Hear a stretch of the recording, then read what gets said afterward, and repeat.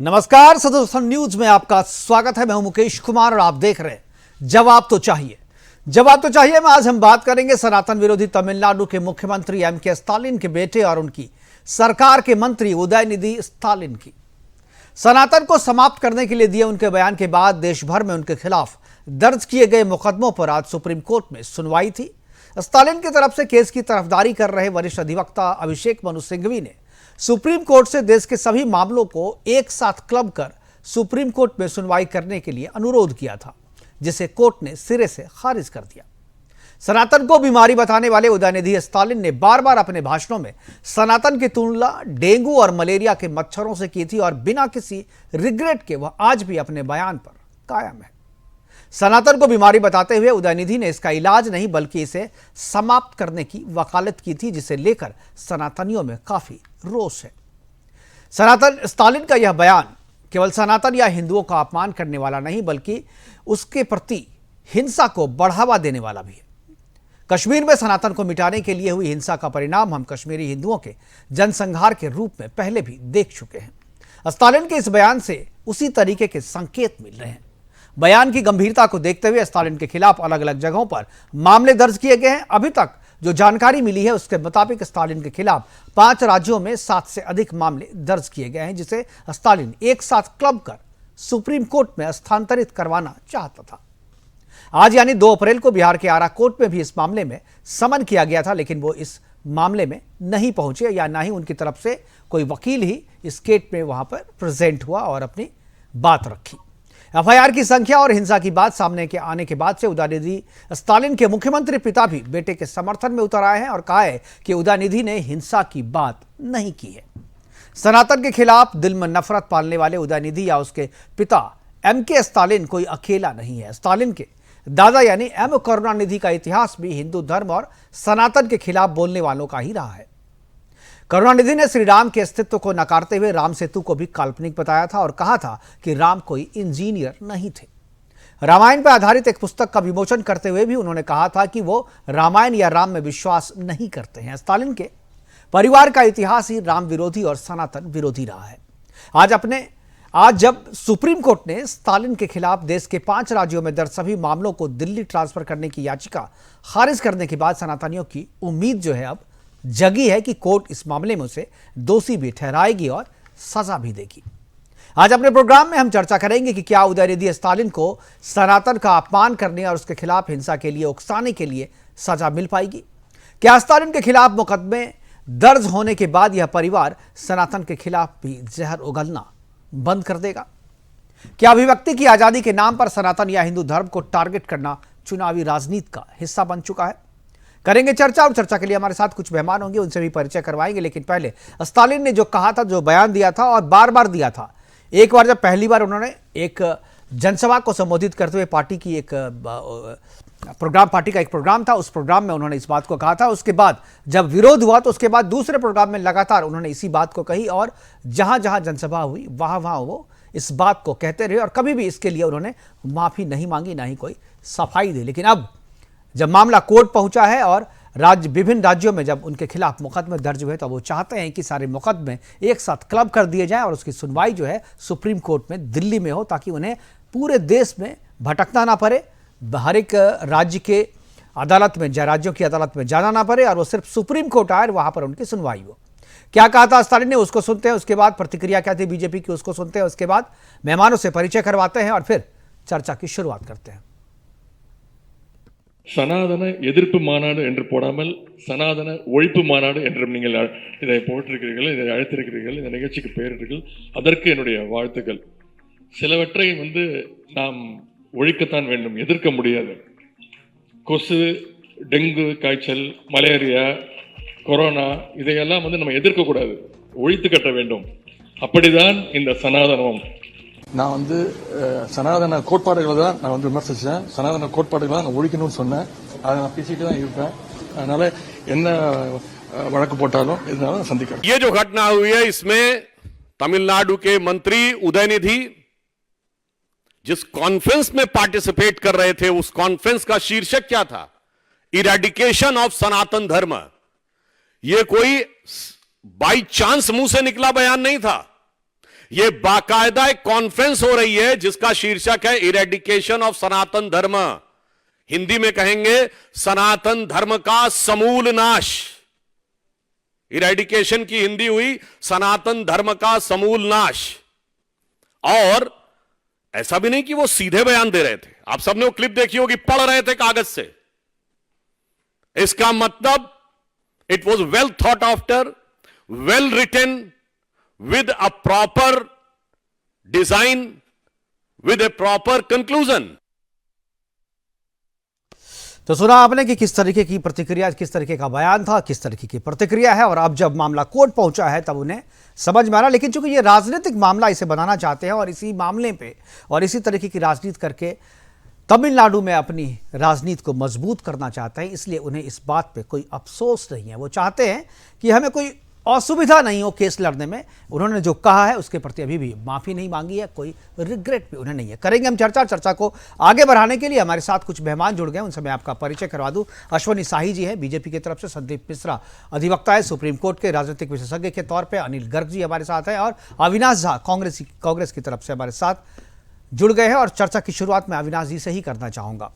अविनाश जी, जो जिस तरीके से ये मसला हुआ है आपके इंडी गठबंधन के, हालांकि डीएमके की तरफ से हमने कोशिश की थी लेकिन डीएमके वालों ने, किसी ने इस प्रोग्राम में आने से मना कर दिया, क्योंकि उन्हें पता था कि यहाँ सवाल कैसे पूछे जाते हैं और यहाँ जवाब भी देना पड़ता है। तो चूंकि आप इंडी गठबंधन में शामिल हैं, वो आपके सहयोगी है, मैं आपसे जानना चाहूँगा कि इस तरीके के लोगों से कांग्रेस की दोस्ती क्यों है? क्या कांग्रेस भी अपने आप को सनातन विरोधी मानती है? क्या कांग्रेस स्टालिन या डीएमके की जो नीति है, डीएमके की जो विचारधारा है, क्या उसी विचारधारा के साथ अपने आप को खड़ा रखती है?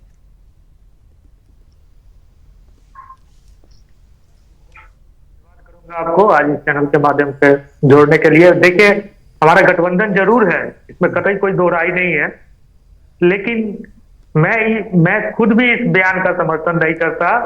और जिन्हें भी, वो हमारे गठबंधन के साथी हो या विपक्ष, जिन्हें भी सनातन धर्म डेंगू या मलेरिया लगता है, तो मैं उसका किसी भी एंगल से मैं सपोर्ट नहीं करता हूं। मैं उनका, ठीक है, गठबंधन के साथी है, ये उनका निजी बयान है, इससे हमें कोई लेना देना नहीं है।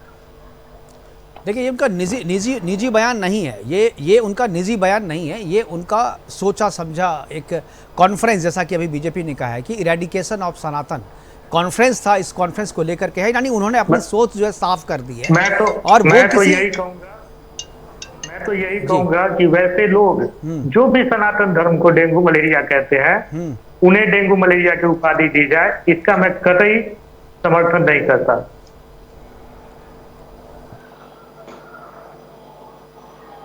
पसंद करती है उसका क्या? ये आपका कोई निजी तौर पे, आप यहाँ पर गेस्ट पे एज ए पैनलिस्ट नहीं बैठे हैं, आप कांग्रेस की तरफ से बैठे हैं, तो कांग्रेस की जो बात है मैं उस पर बात करूंगा, और आपकी निजी विचार जो है मैं उस पर कोई इंटरेस्ट नहीं है। कांग्रेस की बात मैं करता हूँ। कांग्रेस का कभी ऐसा बयान आया है क्या सर कि हिंदू धर्म मलेरिया है या डेंगू है? आज डीएमके के नेता बयान देते हैं और इस पर आप चर्चा करते, चूंकि हमारे गठबंधन में है वो, तो ठीक है, हमारे गठबंधन के साथी जरूर है, लेकिन उनका बयान कांग्रेस का बयान तो नहीं हो सकता ना। नहीं, कांग्रेस का बयान नहीं हो सकता, लेकिन कांग्रेस के बड़े नेता या आधिकारिक तौर पे आपने उसका खंडन भी नहीं किया। आपके जो नेता है वकील बनकर के उसका पक्ष ले रहे हैं सुप्रीम कोर्ट में, अभिषेक सुप्रीम कोर्ट में पक्ष ले रहा है। कभी मैं फिर से आपको ये बात दोहराता हूँ, तो हमारे इंडिया गठबंधन में जरूर है, लेकिन क्या उनके बयान का समर्थन हमारे कांग्रेस के किसी बड़े लीडर ने किया है क्या? मैं वो नहीं कह रहा, आपने खंडन नहीं किया ये बात करें, समर्थन नहीं कर रहे, खंडन नहीं किया है ना।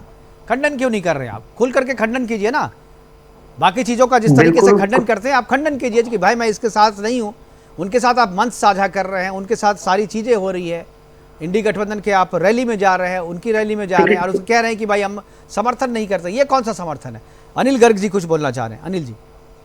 मुकेश जी, मैं अपने कांग्रेसी साथी को सुन रहा हूँ, ये इस तरह का बिजनेस पार्टनर है कि उसके कमाई तो हमें चाहिए, उसमें हिस्सेदारी है हमारी। वो कमाई कैसे करेगा, कैसे कमा के लाएगा, वो उससे हमें लेना देना नहीं।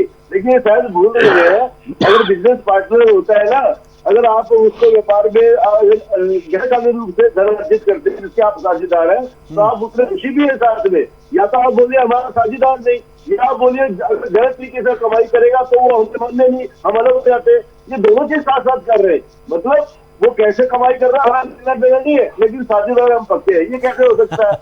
ये चाहते हैं कि उत्तर भारत में तो हमें इसका लाभ मिल जाए कि हम इसके साथ नहीं है, लेकिन दक्षिण भारत में हम इसके साथ है। कभी ऐसा होता है किसी बिहार में एक हिस्से देश के एक हिस्से में साथ में है और एक हिस्से में साथ में नहीं। बिल्कुल बिल्कुल सही, यही तो सवाल है। और इसी में जो इंटेंशन है कांग्रेस का वो भी पता चलता है कि इंडी गठबंधन बना किस लिए है और इंडी गठबंधन का मकसद क्या है। जी ये 102% हेट स्पीच है, 102% हेट स्पीच है। सनातन को खत्म करने के दो ही तरीके हो सकते हैं, या तो आप धर्मांतरण करिए या सनातन के जो मानने वाले हैं उनकी हत्या करा दीजिए, इसके अलावा तीसरा तरीका नहीं है। और इस देश में दोनों ही गैर कानूनी है, हत्या करना भी गैर कानूनी है ही है, धर्मांतरण करना भी गैर कानूनी है। बिल्कुल एक तरीके से उदयनिधि सटालन जी सीधे सीधे गैर कानूनी काम करने के लिए खुद भी बोल रहे हैं और अपने देश की जनता को उकसा भी रहे हैं। बिल्कुल ये जेनोसाइड की बात कर रहे हैं। देखिए अगर आप कहें जिस तरीके से लोग कह रहे हैं कि ये जेनोसाइड की बात कर रहे हैं, ये जो कह रहे हैं कि सनातनियों का आप जो है उन्मूलन करो, तो उन्मूलन कैसे करेंगे? ये तो हत्या नहीं है, हत्या से भी बड़ी चीज है। आप जो है जेनोसाइड की बात कर रहे हैं, आप जनसंहार की बात कर रहे हैं, आप हत्या की बात नहीं कर रहे हैं, हत्या से भी ऊपर की बात कर रहे हैं। मैं संदीप जी के पास जाऊंगा इसके कानूनी पक्ष को जानने के लिए, लेकिन उससे पहले अश्वनी जी के पास जाता हूं। अश्वनी जी क्या कहेंगे? आज कोर्ट ने जो है इनकी याचिका, जो क्लब जो पूरे देश में आप लोगों ने केस करवाया हुआ है, आपने किया, दूसरे ने किया और सामान्य लोगों ने भी केस किया, क्योंकि बहुत सारे लोगों को मैं जानता हूं जिनका बीजेपी से कोई रिश्ता नहीं है, बीजेपी का इससे कोई नाता नहीं, लेकिन उन्होंने भी जो है केस किया है जाकर के, क्योंकि वो आहत हुए कहीं ना कहीं। तो अब जो आज खारिज हुई है, क्या आपको लगता है, उम्मीद जगी है कि सनातनियों की स्टालिन को सजा होगी? मुकेश जी, जिस तरीके से हमारे भाई अविनाश जी यहाँ पर एक सनातनी है, बैठे हैं कांग्रेस का पक्ष रखने, भले ही राहुल जी को, गांधी परिवार को उससे परहेज हो, कोई खंडन ना आया हो, लेकिन हमारे भाई ने यहाँ पर कम से कम इतना तो कहा एक सनातनी होने के नाते कि हम जो है कंडम करते हैं। यही एक मैं मानता हूं कि ये सनातन की जीत है, क्योंकि सनातन का इरेडिकेशन कोई कर नहीं सकता, भले ही पीछे अपने बैनर बनवा ले, पोस्टर बनवा ले। सनातन अब इस देश में आज से नहीं है, हजारों साल, लाखों साल पुराना इतिहास है सनातन का। तो अब दयानिधि स्टालिन हो या जो भी स्टालिन हो, कहने से उनके कहीं इरेडिकेट नहीं हो जाएगा, ना डेंगू है ना मलेरिया है। और जिस तरीके से आप लोगों ने अभी कहा, सच है कि ये जेनोसाइड का मामला है, उकसाने का मामला है, इसको नष्ट करने का मामला है, इन्होंने कहा है। तो आज जो वहां कोर्ट में गया है, आप संदीप जी उस पर बताएंगे, लेकिन जहां तक मुझे संज्ञान है कि कोर्ट ने कहा था कि धारा 19A और 25 का संविधान का आपने उल्लंघन किया है और उसकी धारा 32 के तहत आप हमारे यहाँ आ रहे हैं, तो वो आ नहीं सकते हैं। आप अगर 406 में आते हमारे यहाँ तो हम शायद क्लब कर लेते, ऐसा संदीप जी बताएंगे। मैं कानूनी व्यक्ति नहीं हूँ, जितनी जानकारी मैं जुटा पाया हूँ वो ये जानकारी है। तो अब बताइए, संविधान के धाराओं का उल्लंघन, यानी कि अभिव्यक्ति की आजादी संविधान देता है, अभिव्यक्ति की स्वच्छंदता नहीं देता है। अभिव्यक्ति की स्वच्छंदता में ये लोग आह्लादित रहते हैं और कुछ भी बोल जाएंगे। ये त्वरित जो है वोट के लिए किस तरीके के छोटे एक सभा करेंगे और उसके बाद वो कह देंगे कि हम सनातन का उन्मूलन कर देंगे। भाई सनातन है, ठीक है, आप द्रविड़ियन कल्चर में रहते हो, लेकिन कल्चर कौन सा है? सनातन के साथ आप रहते हो, आप अपने आप को खत्म करने की बात कर रहे हो इस धरती पर। बिल्कुल, मैंने अभी जब मैं रिसर्च कर रहा था स्वनी जी, तो मैंने देखा कि इनके घर में जो है पूजा होती है, इनके घर की जो महिलाएं हैं वो पूजा पाठ और सनातनी पद्धति में पूरा विश्वास करती है। इनके घर के बगल में इनकी कृष्ण का मंदिर है। मुकेश जी, इनकी माता जी दिन में शायद 2 या 3 बार पूजा करती हैं। बिल्कुल, ये जी इनके घरों का ये, और खास करके अगर हम सब लोग हर जगह जाते हैं, दक्षिण में चले जाइए तो उत्तर से ज्यादा वो लोग जो है इन चीजों को मानते हैं। और घर में जब से सुबह सो के उठते हैं तो उनके यहाँ वो रंगोली बनाई जाती है, किस जो शुभ होता है सबके यहाँ। बिल्कुल। तो लेकिन ये लोग तो मैं ये नहीं समझ रहा कि ये थोड़ा सा किस तरीके से इसको समझूं या किस तरीके से समझाऊं कि ये लोग तो स्टालिन, चूंकि इन्होंने, ये तो बाय रिलीजन क्रिश्चियन है, फिर इनके घर में पूजा पाठ किस तरीके से होती है, इस बात को भी मैं नहीं समझ पाता हूँ। मुकेश जी, हम और आप यूपी और बिहार के रहने वाले हैं, तो हमारे यहाँ एक वर्ण शंकर भी होता है, तो हो सकता है कि वो छवि हो जैसे राहुल जी की है, तो वो छवि कहीं आ गई हो, तो हम नहीं कह सकते हैं। जो भी हो है, वो राजनेता है, उन्होंने बयान दिया है और ये सुप्रीम कोर्ट में केस है, इसमें हम लोगों को उस पर नहीं कुछ बोलना चाहिए। जी, संदीप मिश्रा जी हमारे साथ उस पर बोलने के लिए हैं, अधिवक्ता हैं सुप्रीम कोर्ट के, और ऐसे मसलों पे बहुत करीबी बारीक नज़र रखते हैं। संदीप जी, मैं जानना चाहूँगा जो लोगों को डाउट है कि एक तो सुगबुगाहट शुरू हुई है, हालांकि आज 2 अप्रैल को आरा के लोअर कोर्ट में जो है एक मामला दर्ज था, लेकिन आज अपीयर नहीं हुए, स्टालिन को समन किया गया था, वो आए नहीं। लेकिन ये मसला जो है 7 राज्यों में है, 5 राज्यों में 7 मामले हैं जो अभी तक है, हो सकता है इससे ज़्यादा भी हो। आज जो भी हुआ सुप्रीम कोर्ट में, उसको देख करके आपको क्या लगता है और आगे क्या हो सकता है? क्या है ये क्लब हो जाएगा, और क्लब हो भी गया तो इसमें सजा हो सकती है या नहीं हो सकती?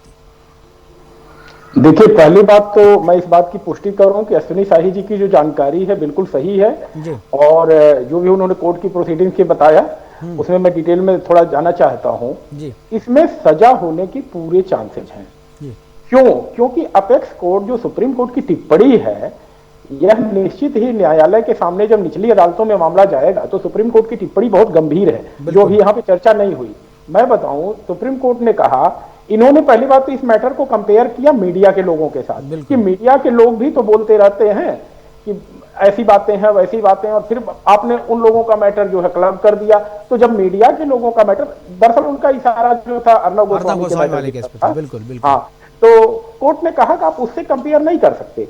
क्योंकि मीडिया का जो चैनल होता है वो टीआरपी देख करके, अपने बॉस को देख करके, फील्ड से जो रिपोर्टिंग होती है वह अपनी आइडियोलॉजी को देख करके बहुत सारी चीजों को रिपोर्ट करते हैं। लेकिन आपने जो बयान दिया है, आपने वॉलंटरली दिया है, स्वेच्छा दिया है, और आप स्वेच्छा बयान दिए हैं, आप खुद ही जिम्मेदार हैं उसके लिए, कोई और जिम्मेदार नहीं है। और जब आपने फ्रीडम ऑफ स्पीच का दुरुपयोग किया है तो फिर आप एक कैसे कह सकते हैं कि आप अपने आप को मीडिया से तुलना करें? आप क्यों आ गए 32 में सुप्रीम कोर्ट का समय बर्बाद करने के लिए? बिल्कुल। दूसरी बात, इन्होंने नुपुर शर्मा के मैटर से तुलना की तो उस पर भी सुप्रीम कोर्ट ने झाड़ पिलाई जो है। तो ये टिप्पणी जो अदालत की है कि आपका बयान स्वेच्छा है, बहुत बड़ी बात है। और निश्चित ही जब निचली अदालतों में ट्रायल चलेगा तो इस बात को नीचे की अदालतों में भी कहा जाएगा कि सुप्रीम कोर्ट ने इस बात को माना है कि जो बयान इन्होंने दिया है वह स्वेच्छा है। और ऐसी स्थिति में इनको किसी तरह से नहीं कहा जा सकता कि मैंने एक्स फैक्टर के चलते कहा या वाई फैक्टर के चलते कहा। He is solely responsible. मुझे पूरा लगता है कि इसमें सजा होने का 100% चांसेज है, और ट्रांसफर होने के लिए तो इसमें तो कहीं कोई गुंजाइश मुझे दिखती नहीं है कि मैटर इनका क्लब होगा या ट्रांसफर होगा, क्योंकि टिप्पणी से स्पष्ट है कि कोर्ट इनको कोई रिलीफ देने के मूड में नहीं है, जो ऐसा दिख रहा है। जी, तो 226 के तहत जो ट्रांसफर करने के लिए कहा है, 226 के तहत अपील करने के लिए, वो क्या है? हाँ, क्या उससे अगर अपील करेंगे तो वो हो सकता है? मैं बताता हूं। कोर्ट ने कहा कि 406 में आप जाइए ट्रांसफर के लिए, मैटर्स को क्लब करने के लिए जाइए। और कोर्ट ने यह भी कहा कि देखिए, आप सुशांत सिंह राजपूत के मैटर में, नुपुर शर्मा के मैटर में हाईकोर्ट ने कंसीडर किया उन चीजों को। एक्चुअली इन्होंने ये बहस किया कि 406 की पावर को तो हाईकोर्ट एक्सरसाइज ही नहीं करती है।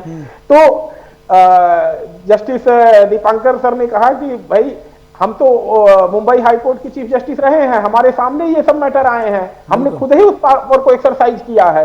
तो ऐसी स्थिति में आपका ये कहना तो बिल्कुल गलत है। तो अदालत बिल्कुल कहीं से मुझे नहीं लग रहा है कि इनको रिलीफ देने वाली है। इनको हाईकोर्ट का दरवाजा खटखटाना पड़ेगा, और हाईकोर्ट से ही अगर कुछ रिलीफ मिलती है तो निश्चित ही जरूर इनके लिए थोड़ी सी, मान लीजिए 406 में 206 या 406 जो वटेवर जो आप कह रहे हैं, अगर इनको रिलीफ मिल जाती है वहां पे तो क्लब हो जाएगा, सारा केस तो खत्म नहीं होगा, सुनवाई एक जगह होगी, यानी इनकी परेशानी केवल कम होगी। जो 7-8 जगह इनको जाना पड़ता है, परेशानी इतनी कम हो जाएगी कि राजस्थान की कोर्ट तो राजस्थान के मैटर ही क्लब करेगी ना। हाँ, दिल्ली हाई कोर्ट के मैटर तो क्लब नहीं करेगी। बिल्कुल। महाराष्ट्र की तो क्लब नहीं करेगी।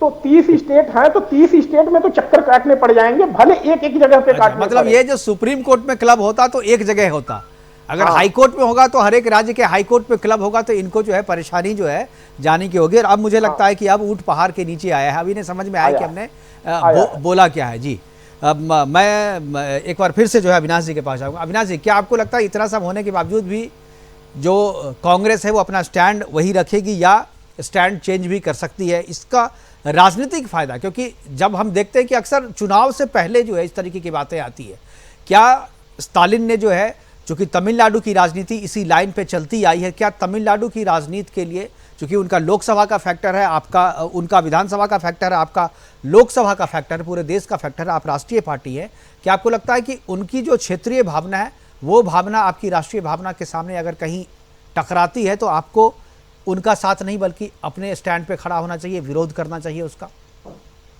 बिल्कुल विरोध करना चाहिए मुकेश जी, इसमें कतई दो राय नहीं है। और मैं आपके चैनल के माध्यम से बिल्कुल, मैं एक बार अविनाश जी को कहूंगा कि आपने अश्वनी जी को लिया, एक बार अविनाश जी को लें इसमें विंडो में। जी बोलिए अविनाश जी। मैं आपके चैनल के माध्यम से अपने सीनियर लीडर को भी कहना चाहूंगा, शीर्ष नेतृत्व को भी कहना चाहूंगा कि सनातन का विरोध करने वाले जो भी, जिन्होंने भी आज तक सनातन का विरोध किया है, उनका क्या हश्र हुआ है ये कहने की बात नहीं है। उन्हें तमिलनाडु में फायदा हो सकता है, लेकिन इससे भैया टिकट नहीं मिलेगा आपको, कहे अविनाश भाई टिकट नहीं मिलेगा, क्यों इसी बात कर रहे हैं भाई? सर आपको पता नहीं है शायद, अभी मैं इस चैनल पे बैठा जरूर हूँ, लेकिन उससे पहले मैं भी एक सनातनी हूँ, मुझे टिकट की चिंता प्रमोद जी की तरह अपनी बात रख रहे हैं। चलिए ये बात अच्छी है जो कम से कम आप जो है मैं खुल के अपनी बात रखता हूँ। इस बात का कतई मुझे डर नहीं है कि राहुल गांधी जी मेरा टिकट काट देंगे, कि प्रदेश अध्यक्ष मेरा टिकट काट देंगे। मैं जिस पार्टी में रहता हूँ खुल के अपनी बात रखता हूँ। चलिए बहुत बहुत अच्छी बात है। अनिल जी कुछ बोलना चाह रहे हैं। अनिल जी देखिए, अविनाश जी ने तो वो बात की है, ये अब कांग्रेस का प्रतिनिधित्व नहीं कर रहे, क्योंकि कांग्रेस की विचारधारा इनसे मैच नहीं कर रही। अब ये कांग्रेस के कार्यकर्ता के रूप में जरूर यहाँ बैठे हैं, लेकिन इनकी भाषा, इनके विचार कांग्रेस की विचारधारा नहीं है। अगर कांग्रेस की विचारधारा ये होती तो राहुल गांधी, सोनिया गांधी, खड़गे जी तुरंत स्टालिन के, उदयनिधि स्टालिन के बयान का प्रतिकार करते और उसको विरोध करते और कहते कि हम इस बयान के साथ नहीं खड़े। लेकिन उनका बयान नहीं आया, चुप्पी आई है, सिर्फ चुप्पी, क्योंकि वो सोचते हैं साउथ में हमें इसका लाभ मिलेगा और उत्तर में नुकसान हो जाएगा। ना तो वो समर्थन करेंगे ना विरोध करेंगे, लेकिन ऐसा चलेगा नहीं। आप जो एक्ट कर रहे हैं, आप जो व्यवहार कर रहे हैं, जनता आपका व्यवहार देख रही है। आप अपने आप को राष्ट्रीय पार्टी कहते हैं। देखिए, डीएमके तमिलनाडु की एक पार्टी है, उसको बाहर जाके कुछ नहीं करना, और पेरियार के सारे रूल तमिलनाडु में काम आ जाते हैं, इसलिए डीएमके ने कह दिया। लेकिन कांग्रेस तो राष्ट्रीय पार्टी है, उसको उत्तर भारत में भी लड़ना है, दक्षिण भारत में भी लड़ना है। वो ना तो इसके समर्थन में ना इसके विरोध में। अविनाश भाई इसके विरोध में आ गए तो नेचुरली कांग्रेस विचारधारा के खिलाफ है, कांग्रेस विचारधारा है ही नहीं। लेकिन मैं दूसरी बात यह कहना चाहता हूँ, उदयनिधि स्टालिन को आज अविनाश जी अपना खेद भी प्रकट करना पड़ेगा, माफी भी मांगनी पड़ेगी और उनको जुर्माना भी भरना पड़ेगा। और ये तीनों नहीं करते तो उनको जेल भी जाना पड़ सकता है। ये तो क्या है, समय लग सकता है, मैं इसमें नहीं कह रहा हूँ कि समय कितना लगेगा, क्या होगा, लेकिन ये सारे काम उदयनिधि स्टालिन को आज नहीं तो कल करने ही पड़ेंगे। और जहां तक सनातन का सवाल है, इसका अर्थ ही है सनातन, जो ना इतना पुराना कि कोई बता ना सके कितना पुराना है, यानी चिर समाधि लेने वाला। तो इसलिए सनातन का तो कुछ हो ही नहीं सकता। सनातन को मिटाने वाले मिट जाएंगे, सनातन तो अजर अमर है। बिल्कुल बिल्कुल। अश्वनी जी, क्या आपको लगता है कि ये केवल चुनाव को देखते हुए दिया गया है, चुनाव को देखते हुए दिया गया चुनावी बयान केवल है और इस तरीके का उनका इंटेंशन नहीं है? क्योंकि घर में जब वहाँ पूजा पाठ हो रही है और खुद भी जो है पूजा पाठ में शामिल होते हैं उनके पिता, अगर कोई बुलाने आता है तो वो जाते हैं, लेकिन ये जो बयान दिया गया है खासतौर पे चुनाव को टारगेट करके दिया गया है। मुकेश जी देखिए, अगर चुनाव को टारगेट करके दिया गया होता तो उस कार्यक्रम का नाम ये नहीं होता द इरेडिकेशन ऑफ सनातन, पहली चीज। और इस पर माननीय कोर्ट ने भी एक टिप्पणी किया है। आप माननीय मंत्री हैं और आपकी टिप्पणी का जनता में क्या असर पड़ेगा ये आपको सोचना चाहिए। ये कोर्ट की टिप्पणी है। अब कांग्रेस का जो उसमें है, क्योंकि कांग्रेस साथ में है, चुनाव है, वो क्या बोल रहे हैं, कांग्रेस ने अनिल जी समर्थन किया है, आपने ध्यान नहीं दिया, आप उस चीज को भूल रहे हैं। राहुल गांधी जी हिंदू और हिंदुत्व का अंतर कहाँ बताते हैं? बिल्कुल। राजस्थान में एक सभा होती है बेरोजगारी के खिलाफ, वहां हिंदू और हिंदुत्व का अंतर बताते हैं। सलमान खुर्शीद जी बोको हरम और आईएसआईएस से तुलना करते हैं। ये क्या देखने को मिलता है? और उल्टा आइए, राहुल गांधी जी पुष्कर मंदिर में जाते हैं तो कहते हैं मैं दत्तात्रेय कौल ब्राह्मण हूं, हमारा जो है गोत्र जो है दत्तात्रेय है जी, दत्तात्रेय गोत्र है, कौल ब्राह्मण हूं। और आते हैं महादेव के महाकाल मंदिर में तो वहां उनका गोत्र ही बदल जाता है, वो कश्यप गोत्र हो जाते हैं। वो इनफैक्ट बदल नहीं जाता, वो भूल जाते हैं जी वो भूल जाते हैं। तो वहां पर जो पंडित जी पूछते हैं, वहां पुजारी पूछते हैं कि भाई अपना गोत्र का नाम, वो गोत्रम पंचपरवरम सब कुछ पूछा जाता है ना, तो वो वहां पर बताते हैं कि हम कश्यप गोत्र है। और जाते हैं कहां पर, जम्मू कश्मीर में एक भाषण देते, कहते हैं मैं शुद्ध हिंदू हूं। भाई फिरोज गांधी की कब्र पर फूल चढ़ाने नहीं जाते हैं और उनका पोता हिंदुत्व की बात करता है, इरेडिकेशन की बात उनके साथ ही करते हैं। तो अनिल जी इसका समझ लीजिए कि किस तरीके से। और अभी एक वो दुकान खुली थी ना, वो मोहम्मद वाली, जो वहां से चले थे कहीं पश्चिम से, मोहम्मद की दुकान खोलकर, तो वहां एक उनको फादर मिला था रास्ते में, कहा कि सब कुछ नहीं है, बेकार है, सब हवा है, सब मोह माया है, बेकार है सब, एक ही है जो हमारा ईश्वर है। भाई देखिए, हमारा मानना है आप अपने धर्म का आदर करिए, लेकिन दूसरे के धर्म का निरादर मत करिए। ये होना चाहिए इस देश में, चाहे आप सनातनी हो या किसी भी धर्म के हो। तो वहां पर जो फादर ने सिखाया उसी का अनुसरण करते हैं। और स्वामी जो है वकील साहब जो अपने थे सुप्रीम कोर्ट वाले, सुब्रमण्यम स्वामी जी, उन्होंने तो कहा था कि ये हर फ्राइडे को इनका गुरु आता है या संडे को फादर आता है, घर में जो है क्रिश्चियनिटी का वो करते हैं राहुल गांधी जी। तो उदयनिधि स्टालिन और राहुल गांधी को मिलाकर देखिए, दोनों लोगों का मोटिव एक है, बिल्कुल वाणी अलग है और इन्होंने वो नहीं किया है। जी बिल्कुल, ऐसा हो सकता है कि सोच समझ करके ही किया गया, क्योंकि अगर तमिलनाडु में दोनों पार्टियां मिलकर लड़ रही है तो उसमें फायदा कांग्रेस को भी होगा और करुणानिधि को भी होगा। मैं एक चीज संदीप जी आपसे जानना चाहता हूँ, ये अभी तक जो मसला चल रहा है इसको लोग केवल हेट स्पीच की नज़र से देख रहे हैं, क्या ये केवल हेट स्पीच है या इसमें जो जेनोसाइड का मसला जो लग रहा है, जो उस दृष्टि से देख रहे हैं कि आप इरेडिकेशन की बात कर रहे हैं, आप समूल नष्ट करने की बात कर रहे हैं, ये तो जनसंहार जैसी चीज़, क्या इसके लिए भी केवल सजा है, जुर्माना है, या इसके लिए कुछ अलग से सजा होगी?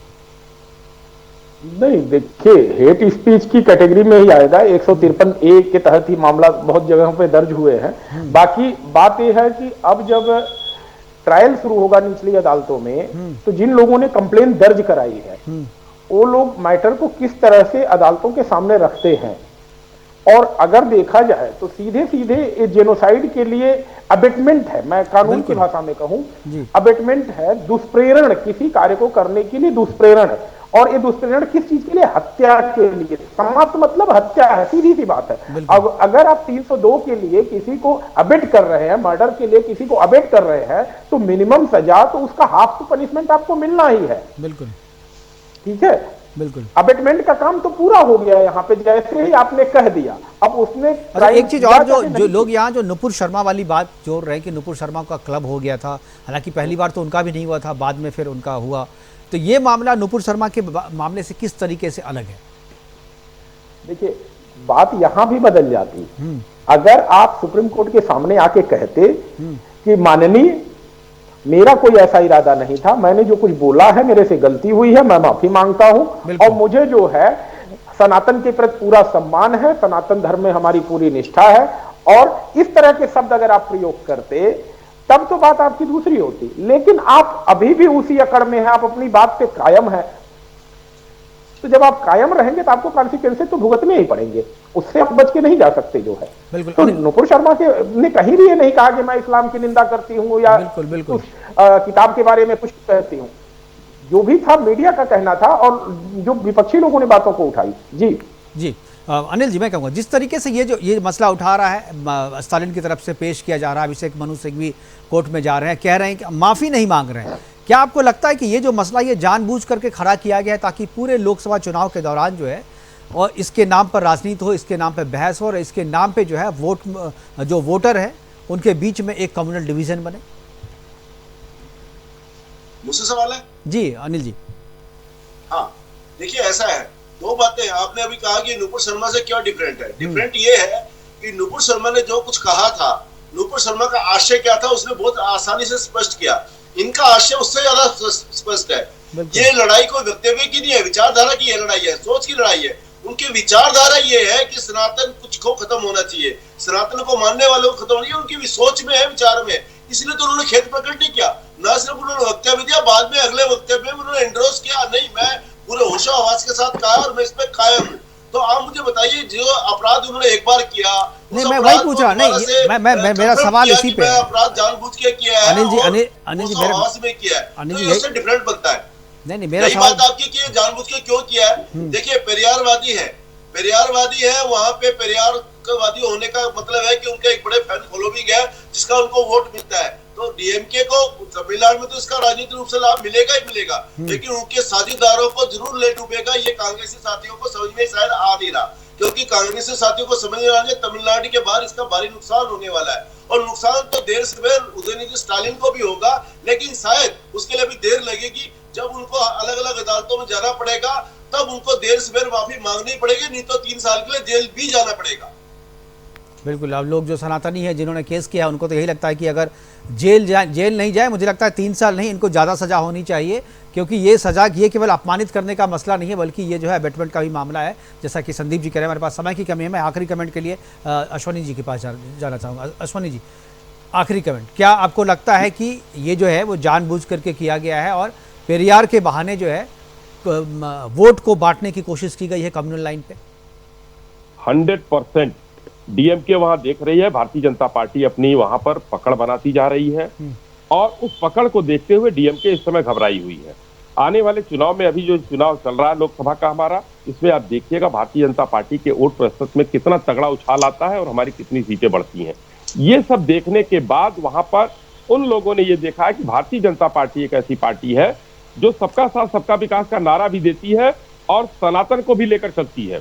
हम हिंदुत्व को लेकर चले थे, हमारा एजेंडे में हमारे था राम मंदिर, हमने उसके लिए लड़ाई लड़ी, तो इन लोगों को ये था कि उसी पर प्रहार करो जिससे जो है हमारा वोट जो है न बिखरने पाए। मगर इस समय भारतीय जनता पार्टी ने अपने विकास के कामों से, माननीय मोदी जी के विकास का जो विजन है उसकी वजह से तमिलनाडु हो, केरल हो, चाहे जहां भी हो, वोट परसेंटेज बढ़ाने का काम किया है। इसी से ये लोग घबराए हुए हैं और घबराहट में अपना चीज करने के लिए उल जलूल चीजें बक रहे हैं। उसमें अब चाहे वो देशद्रोह कर रहे हो, चाहे वो उसमें इरेडिकेशन की बात करें, चाहे वो जो आईपीसी सीआरपीसी संविधान का जो उल्लंघन करे, और नाम लगाएंगे भारतीय जनता पार्टी लोकतंत्र की हत्या कर रही है। ये जानबूझ के किया हुआ मामला है पूरा। बिल्कुल। अविनाश जी, आखिरी कमेंट करना चाहें तो? सर देखिए, जब चुनाव आता है तो धर्म के मुद्दे उठाए जाते हैं। हमें लगता है कि चुनाव बेरोजगारी पे होना चाहिए, चुनाव किसान के मुद्दे पे होना चाहिए।